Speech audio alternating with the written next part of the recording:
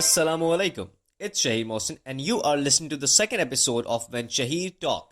And today I'm going to speak about यार ये घर में लड़ाइयाँ क्यों होती हैं?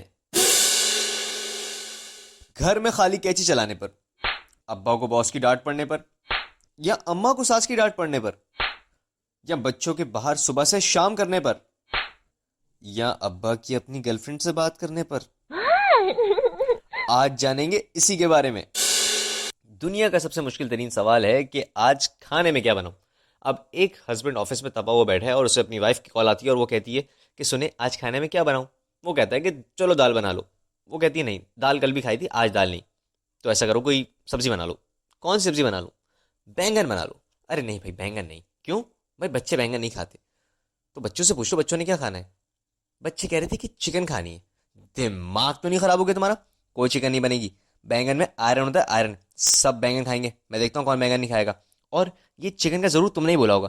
भाई वाह, आपको तो सिर्फ मैं ही नजर आती हूँ। मैं भला क्यों बोलूंगी बच्चों को? मैं इधर आपके बच्चे संभाल रही हूँ और आपको सिर्फ लगता है कि मैं तो चिकन की भूखी हूँ। और हद तो वहां हो जाती है जब बीवियां अपने शौहरों से कहती हैं कि मैं तुम्हारे बच्चे संभाल रही हूँ। ऐसा लगता है कि अम्मा ने हमें पापा के दराज से निकाला है। हमारा और उनका तो कोई रिश्ता ही नहीं। गुजरते हुए जमाने के साथ बहुत सी चीजें बदली हैं, लेकिन हमारे मर्द का रोब और गुस्सा जैसे हमारे दादा के ज़माने में था वैसा ही है आज भी। हमारे दादा के ज़माने की एक मिसाल सुन लीजिए कि आज खाने में मिर्चें तेज़ हो गई, दादी की टांगें तोड़ दी। आज खाने में नमक तेज़ हो गया, दादी को घर से बाहर निकाल दिया। लेकिन मर्द का रोब और गुस्सा और रुतबा अभी भी वहीं का वहीं है। मिसाल के तौर पे आज के ज़माने की बात ले लीजिए। आज भी मर्द अपनी पूरी आवाज़ के साथ कहता है कि बेगम, मैं इस घर का मर्द हूं, मर्द। जब मैंने कह दिया कि पहले मैं बर्तन धोऊंगा फिर घर की सफाई करूंगा, तो ऐसा ही होगा। और घर में सबसे बड़ा फसाद तो तब होता है जब कोई ग्लास टूट जाता है।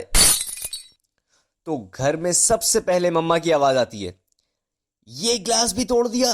10 दफा समझाया है कि टेबल पर बैठ के खाना खाया करो। आज आ जाने दो तुम्हारे बाप को, तुम्हारी खूब खबर लेगा वो।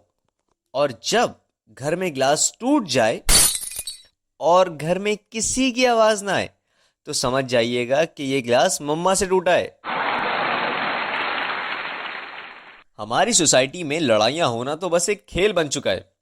सास ने बहू के किचन के काम से फारिग होते ही टीवी का रिमोट छुपा दिया।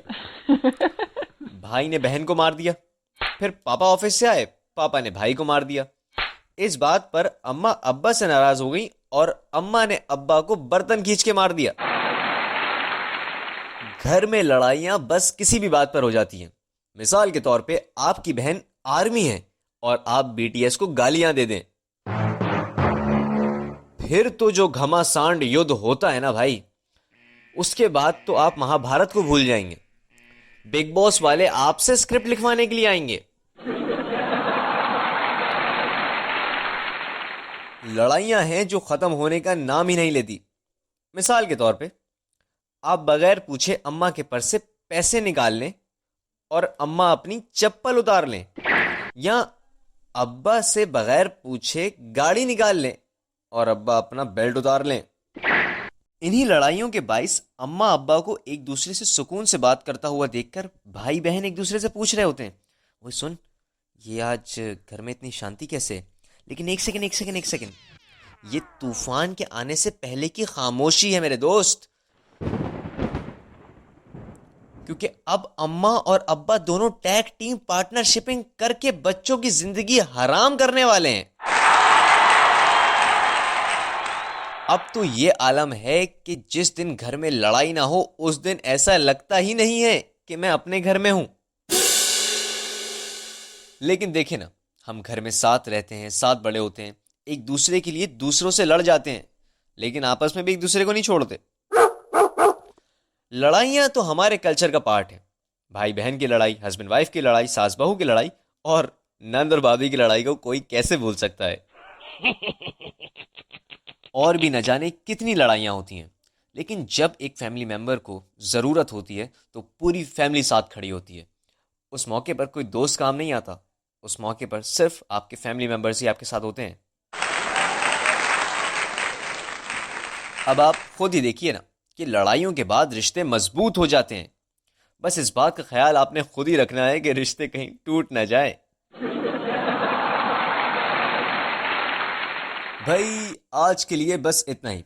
Will see you in the next episode of when Shahid talks every Saturday at 7 p.m. Till then, take care. Bye bye. Allah Hafiz.